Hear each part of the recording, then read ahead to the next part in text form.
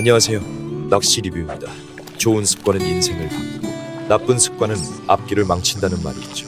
낚시계에도 이런 말이 딱 들어맞는 경우가 많은데요. 낚시꾼들이 자주 저지르는 실수나 나쁜 습관들이 꽤 많습니다. 심지어 오래 낚시한 분들조차도 이런 실수에서 자유롭지 못하죠. 그래서 오늘은 낚시꾼들이 자주 저지르는 10여가지 실수를 알려드릴게요. 내용이 길어 한 번에 다 다루기는 어려워서 총 3편으로 나눠서 자세히 설명드릴게요. 첫째, 너무 짧은 낚싯대나 너무 긴 낚싯대만 고집하는 경우. 어떤 분들은 거의 같은 길이의 낚싯대 하나로 모든 상황을 커버하려고 하시더라고요. 예를 들어 3.6m나 3.9 낚싯대만 주로 쓰고 가끔 4.5까지는 쓰지만 그 이상은 아예 안 쓰거나 먼지만 쌓여있는 경우가 많습니다. 이유를 물어보면 대답도 거의 비슷하죠. 긴 낚싯대는 너무 힘들어서 안 써요. 반대로 짧은 낚싯대는 아예 안 쓰고 긴 낚싯대가 더 많이 잡고 큰 고기를 잡는다고 믿는 분들도 있습니다. 사실 물고기의 움직임은 상황에 따라 끊임없이 변합니다. 큰 물고기든 작은 물고기든 어종, 날씨, 시간, 수심 등 다양한 요소에 따라 물고기는 때로는 가까운 곳에 때로는 먼 곳에 위치합니다. 따라서 우리는 현장 상황에 맞춰 낚싯대를 선택해야 합니다. 둘째, 항상 같은 채비, 같은 바늘 모양과 같은 바늘 호수만 쓰는 경우. 일부 낚시꾼들은 줄호수나 바늘 크기, 바늘 모양을 전혀 바꾸지 않아요. 늘 똑같은 2cm 바늘 하나로 모든 상황을 해결하려고 하죠. 인양짜리 작은 붕어를 낚을 때도 2cm, 3근 넘는 큰 물고기를 낚을 때도 역시 2cm, 바늘 호수도 그대로, 계절도 상관없고 물고기 크기도 고려하지 않고 늘 같은 메인줄, 지름줄 세트만 씁니다. 하지만 실제로 낚시를 할 때는 어떤 물고기를 노리느냐에 따라 채비를 달리해야 해요. 어떤 계절이냐에 따라, 어떤 상황이냐에 따라 바늘 모양, 크기, 줄굵기 등은 전부 다르게 맞춰야죠. 그때의 실제 낚시 상황에 맞춰 유연하게 조절하는 게 중요합니다. 셋째, 챔질 타이밍이 맞지 않는 경우.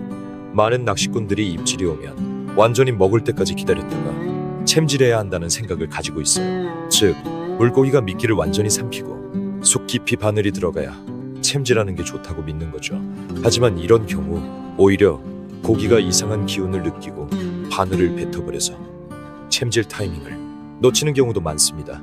사실 물고기 입술에 바늘이 걸리는 게 가장 단단하게 고정돼요. 바늘이 너무 깊이 들어가면 고기가 이물감을 느끼거나 입맛에 안 맞다고 판단해서 바로 뱉어버릴 수 있거든요. 특히 물고기 크기가 작을 경우 바늘을 아예 삼키지 못할 수도 있어요.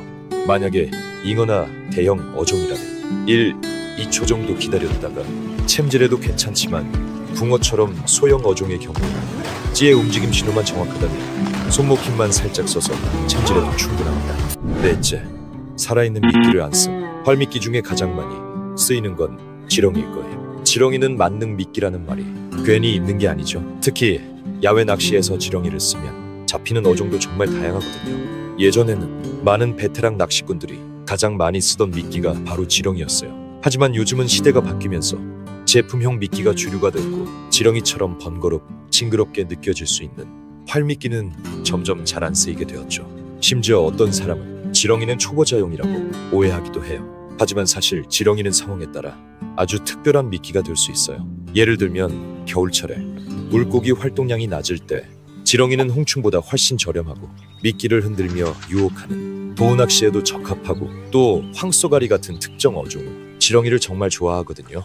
이런 상황에서는 지렁이만 한 게 없습니다. 다섯째, 멀리 가기 귀찮아. 이건 솔직히 많은 낚시꾼들이 공감할 거예요. 근데 이해는 가요? 장비가 워낙 무겁고 많다 보니까 몇십 킬로그램 되는 짐을 들고 몇 킬로미터를 걸어간다는 게 쉬운 일이 아니잖아요. 낚시하기도 전에 지쳐버릴 수도 있고요. 그런데 지금 자연터 상황이 정말 녹록지 않죠. 차로 갈 수 있는 곳은 이미 수많은 낚시꾼들, 심지어 전기 낚시나 그물질까지 당해버린 곳이 많아. 그런 데서 고기를 잡는 건 거의 불가능에 가깝죠. 반면 걸어서 들어가야 하거나 산속 깊은 외진 저수지처럼 사람 발길이 잘 닿지 않는 곳은 의외의 손맛을 볼 수 있는 포인트가 많습니다. 이상으로 첫 번째 편을 마치겠습니다. 나머지 내용은 다음 편에서 이어서 소개해드릴게요. 끝까지 시청해주셔서 감사합니다.